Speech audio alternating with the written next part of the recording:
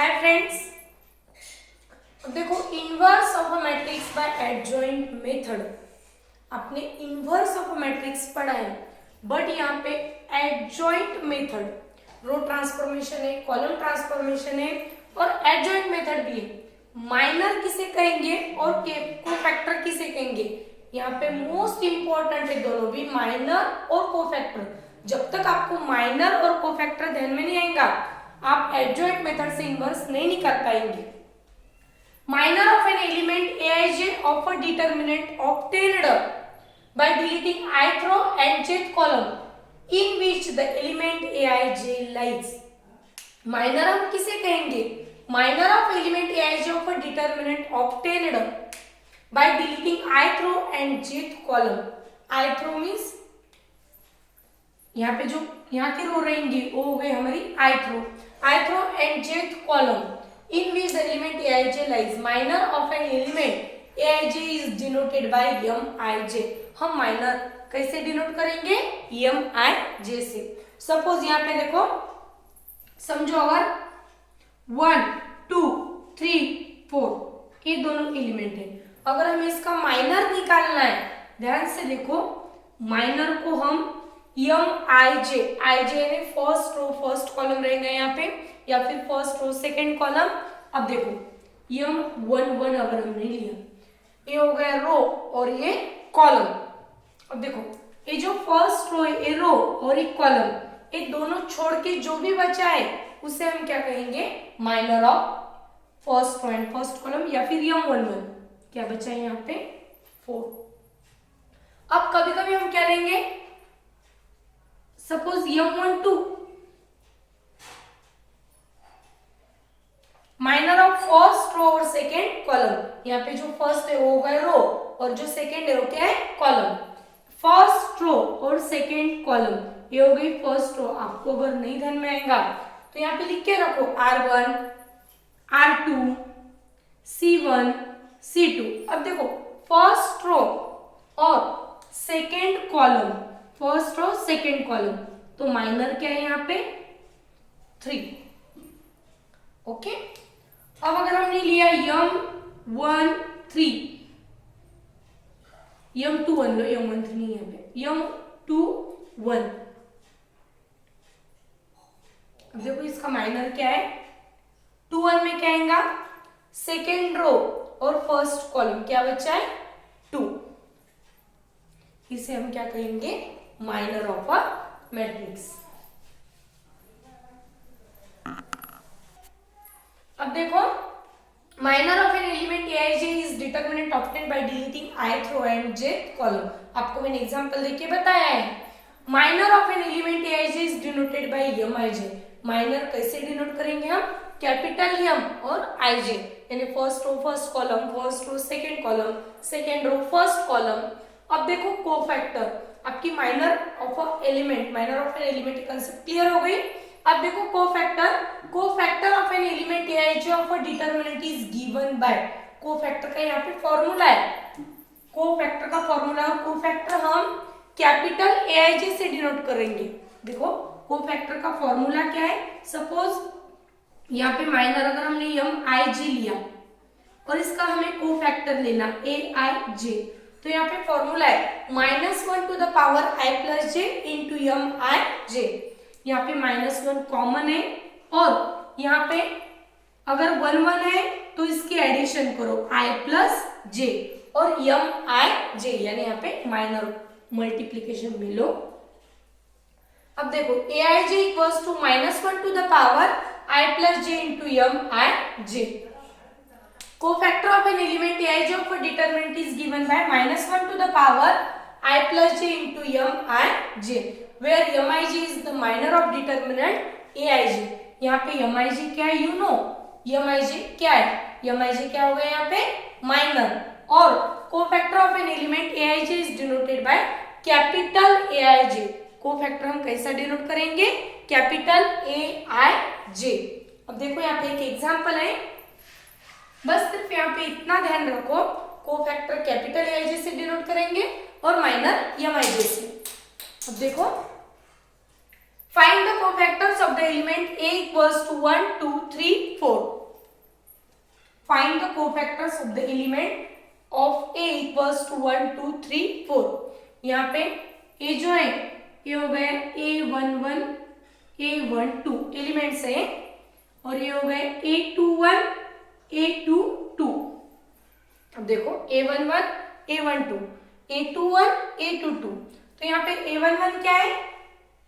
Right matrix suppose A equals to 1, 2, 3, 4. यहाँ पे लिखो पहले A11 क्या है? 1. A12 क्या है? 2. A21 क्या है? 3. और A22 क्या है यहाँ पे? 4. ये हो गया माइनर. अब यहाँ पे देखो, सॉरी ये हो गया एलिमेंट.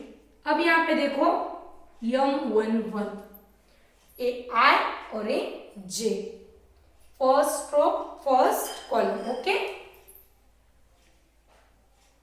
आपको पता है माइनर कैसे निकालना है. अब देखो first row this is R1, this is R2, this is C1, this is C2. First row और फर्स्ट कॉलम ये हो गई हमारी फर्स्ट रो, देखो ध्यान से, और कॉलम हो गया फर्स्ट. अब फर्स्ट रो और फर्स्ट कॉलम दोनों अगर हम कैंसिल करेंगे तो क्या बचेंगे यहाँ पे? 4. ये होगा M11 minor of first row and first column. अब देखो A12 एलिमेंट है 2. अगर हमें M12 निकालना है यानी minor first row and second column, देखो first row and second column क्या बचा यहाँ पे? 3. देखो यहाँ पे A21 3A, A21 अगर 3A तो M21 क्या आएगा? सेकेंड रो और फर्स्ट कॉलम 2. हम इसके अपोज भी ले सकते हैं. अगर ये मैट्रिक्स 1 है तो इसका अपोज यहाँ पे आंसर 4 आएगा. अगर एलिमेंट 3 है तो इसका अपोजिट क्या आएगा? 2 आएगा. M22 second row and second column क्या बचा है यहाँ पे? 1. अब देखो A11 यहाँ पे डायरेक्ट भी लिख सकते हैं आप A11 या फिर कोफैक्टर ऑफ A11 ऐसा भी लिख सकते हैं. A11 का फॉर्मूला क्या है? देखो यहाँ पे फिर से एक बार -1 to the power I plus J, यानी जो रो और कॉलम है दोनों की एडिशन करो और उसे माइनर से क्या करो? मल्टीप्लाई करो. -1 टू द पावर यहाँ पे I प्लस J, उसके बदले में क्या है? 1 प्लस 1. आप डायरेक्ट 2 लिख सकते हैं या फिर 1 प्लस 1 लिखो इक्वल्स टू, सॉरी यहाँ पे माइनर क्या है? M11 -1 to the power 2. M11 minor की वैल्यू क्या है? 4. यहाँ पे लिखो 4 इक्वल्स टू -1 का स्क्वायर. अगर यहाँ पे इवन पावर है तो माइनस का जो स्क्वायर है या जो भी पावर है वो पॉजिटिव आएगा, और यहाँ पे अगर ऑड पावर है तो निगेटिव आएगा. यहाँ पे इवन पावर है 1 इंटू 4 इक्वल्स टू 4. ये हो गया A11 कोफैक्टर ऑफ A11. अब देखो यहाँ पे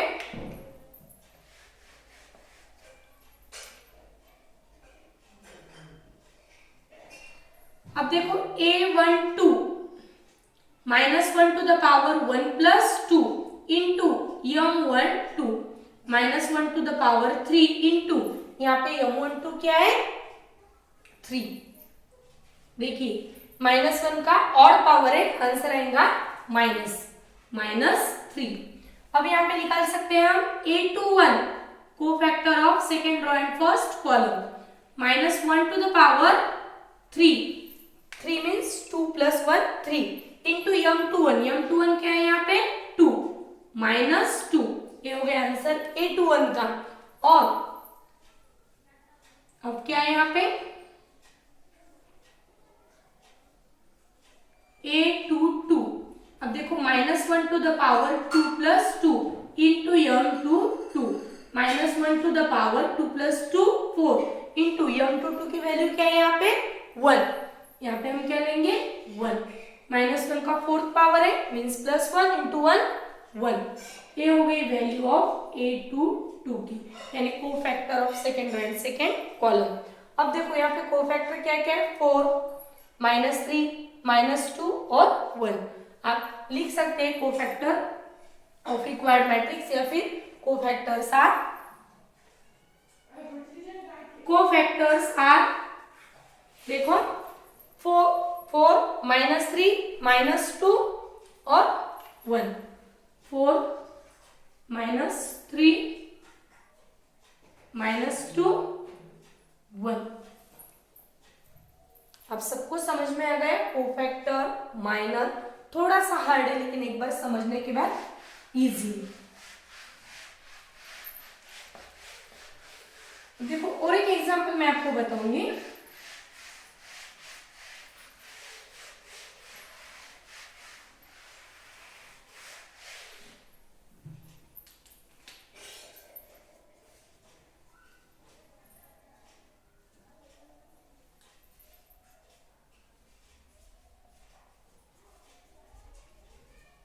Find the cofactors of A equals to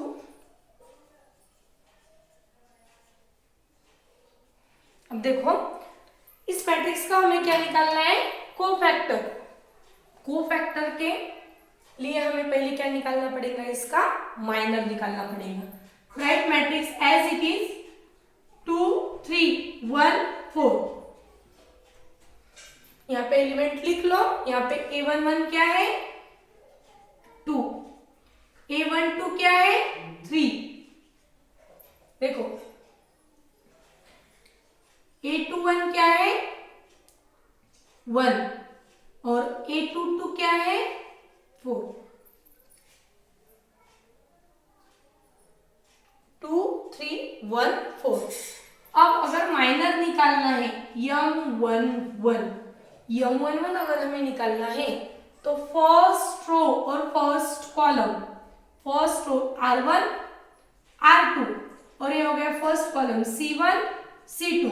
देखो M11 अगर हमें निकालना है तो फर्स्ट रो और फर्स्ट कॉलम छोड़ दो, क्या बचा यहाँ पे, 4। अगर हमें M12 निकालना है तो फर्स्ट रो और सेकेंड कॉलम क्या बचा है यहाँ पे, 1, यानी 3 का अपोजिट 1। फिर से देखो A21 अगर यहाँ पे हमें M21 निकालना है, सेकेंड रो और फर्स्ट कॉलम, देखो सेकेंड रो और फर्स्ट कॉलम क्या बचा है यहाँ पे, 3 और M22 सेकेंड रो और सेकेंड कॉलम क्या है, 2। ये हो गया हमारा माइनर। अब हम निकालेंगे कोफैक्टर। कोफैक्टर्स देखो आप, कोफैक्टर्स ऑफ मैट्रिक्स ए लिख दो यहाँ पे। अब कोफैक्टर कैसे डिनोट करेंगे, कैपिटल ए से। A11 equals to -1 to the power 1 plus 1 into M11 -1 to the power 2। M11 की वैल्यू क्या है यहाँ पे, 4, यहाँ पे लिख दो 4। -1 का स्क्वायर प्लस 1 है, 1 इंटू 4, आंसर इज 4। ये हो गया हमारा कोफैक्टर।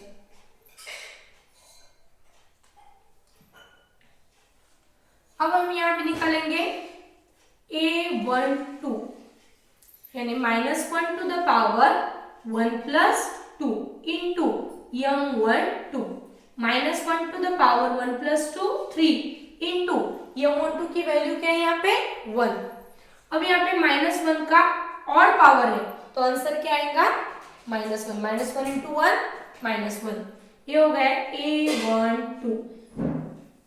अब यहाँ पे लिखो A21 -1 to the power 2 plus 1 into M21 -1 to the power 3 into M21 की वैल्यू क्या है यहाँ पे, 3। अब देखो -1 इंटू 3 इक्वल्स टू -3। ये हो गया A21। अब बचा है A22 equals to -1 to the power 2 plus 2 into M22 -1 to the power 4 into यहाँ पे देखो m22 की वैल्यू क्या है 2, -1 का फोर्थ पावर क्या आएगा +1, +1 इंटू 2 अब देखो कोफैक्टर्स ऑफ मैट्रिक्स ए, क्या हो गए कोफैक्टर्स इसके, देखो 4 -1 -3 और 2, 4 -1 -3 2, ओके, ये हो गया cofactor of a matrix A.